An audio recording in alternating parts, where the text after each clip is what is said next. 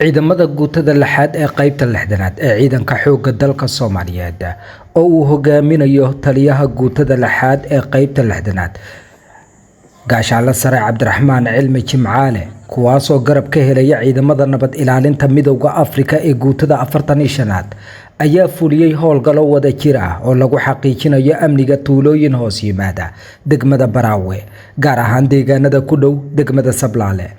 howlgalladan oo si qorshaysan loo fuliyay ayaa lagu xoojinayay amniga deegaanada miyiga ah iyadoo ciidamada ay sameeyeen rondooyin kormeero amni iyo dhaqdhaqaaqyo lagu xaqiijinayo xasiloonida iyo badqabka shacabka.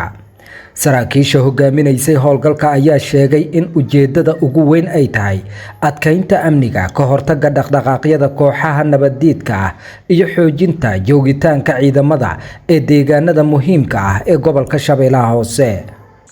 Al-Shabaab, we know where you are. And this is a message to them. They better surrender before we capture them. We have limited time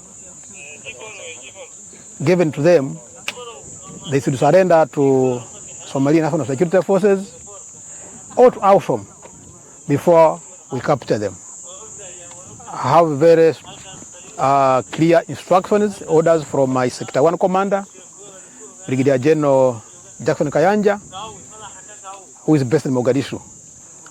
My mission is simple.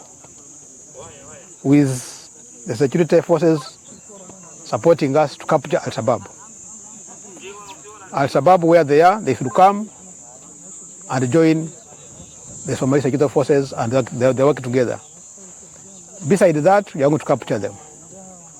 And to the civilians, we want to assure civilians that this is time we are here to protect them.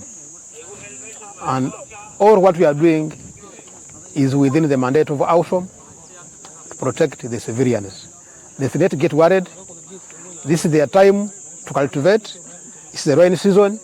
We have just passed through gardens with good plantations.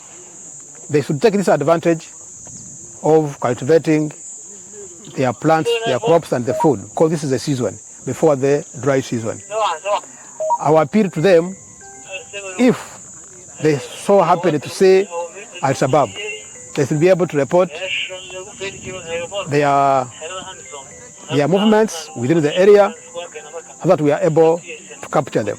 We are here to protect them, their animals, their properties. This is why we are here. And as the joint force operations, they will continue. dhinaca kale taliyaha guutada lixaad ee qaybta lixdanaad ee ciidanka xoogga dalka Soomaaliyeed gaashaale sare Cabdiraxmaan Cilmi Jimcaale oo warbaahinta la hadlay ayaa sheegay dhaqdhaqaaqyada iyo howlgallada ay ka wadaan hareeraha magaalada Baraawe iyo tuulooyin hoos yimaada waxay uga gol leeyihiin. waxaan qaadnay howlgal aan ku qaadnay qawaariijta xalay 10 saac baan ka baxnay xarumaha ciidamada AMISOM iyo ciidanka xoogga dalka Soomaaliyeed xarumaha ay ku sugnaayeen ka dhaqaaqeen 10 saac oo habeenimo. waxaan howlgalka ku qaadnay Sablaale 15 kilomitir buuntooyinkii Sablaale la yiraahdo meeshaas way ku magacaaban tahay. howlgalkaas ayuu ku ekaa ciidamada hadda ku sugan yihiin. ciidamadu dhowr jahay ku baxeen dhowr ka jaho waxa weeye dhinaca baroodoyna waa u baxeen ceelhiina xaggiisa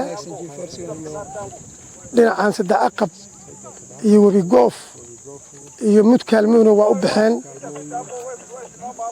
saddexdaa jahaan ku baxnay howlgalka ka qabanay. insha allahu qawaariijta halkaas bay ciidamadu ku baacsadeen.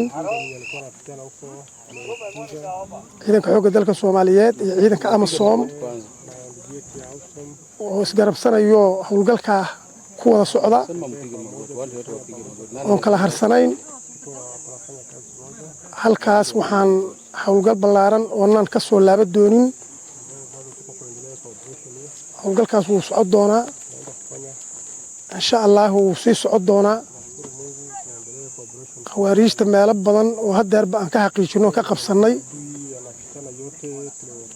ayaan sii wadi doonaa haddii Ilaahay yiraahdo insha Allah sablaal hadda wuxuu noo jiraa 10 kilomitir sagana waa kulli haddii Ilaahay yiraahdo waa u tamaamushaysanayna inaan ka laabano ma rabno hadafkanagu ma ahan hadafkanagu waa inaan gacanta ku dhignaa howlgalkaas oo ballaaran oo meel kasta qawaariijta in looga qaadaaho amarkeedu uu baxay insha Allah haddii Ilaahay yiraahdo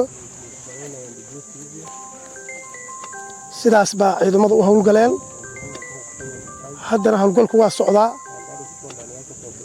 insha Allah meeshii aan ugu talagalnay markii howlgalkaas uu tago ayaan ka soo warbixi doonaa insha Allah howlgalkan wadajirka ah ayaa qayb ka ah dadaalada joogtada ah ee ay ciidamada xoogga dalka Soomaaliyeed iyo ciidamada midowga Afrika ku xoojinayaan amniga gobolka si loo abuuro jawi amni oo shacabka u sahla nolol degan iyo horumar waara.